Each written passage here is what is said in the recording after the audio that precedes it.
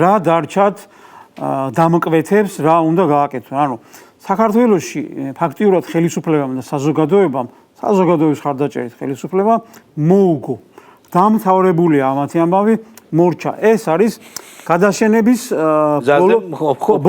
ბოლო, ანუ და მივართ იქამდე.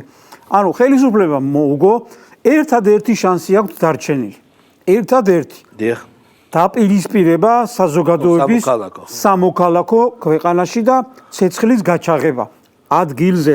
ეს არის და ეს ხალხი მომზადებულები ყავთ, გაშმაგებულები თუ დააკვირდით რეებს აკეთებენ.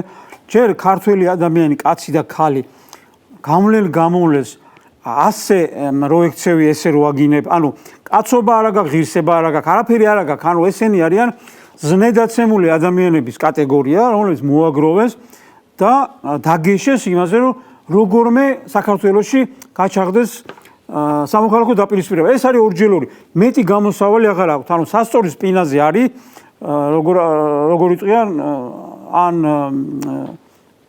ილიპრაპალ. ხო, ილიპრაპალ რაღაცა ეს. ანუ ამათმა იციან რომ კონსტიტუციურად გააუქმებენ აუცილებლად, ძალიან კარგად იციან თვითონაც, ჩარევები კი არ ჭირდება ამას კაცს.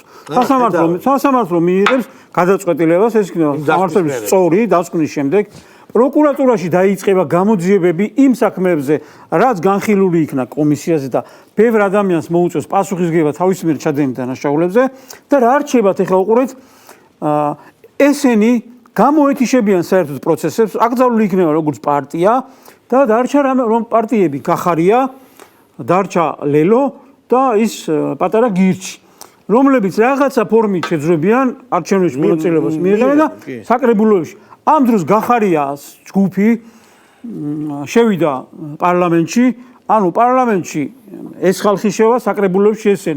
ანუ ხელისუფლებისათვის ოპოზიცია ვინ არის?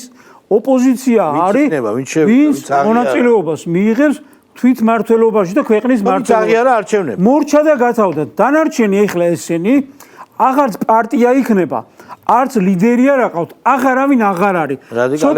რადიკალების ბრბო, რომლებიც ცოტა ხანი იხტუნავებენ ივლიან და დაიშლებიან, ანუ გადაშენდება საბოლოო ჯამში ნაციონალური მოძრაობა. ეს არის გარდაუვალი. თვითონ იციან და ეხლა დაკვეთები აქვთ, ამდენი ფული აქვთ შეჭმული და ფსონი ამაზე იყო დადებული და ეხლა იციან რომ ერთი გამოსავალი დარჩა. მაინც უნდა დაიჭირონ, ანუ ისინი აქტიურობენ, ვისაც დანაშაულები აქვს ჩადენილი, აბა დააკვირდით. დანაშაულები აქვს ჩადენილი და პერსპექტივაში ელოდებათ რომ თავის დანაშაულებზე პასუხი უნდა ააგოს.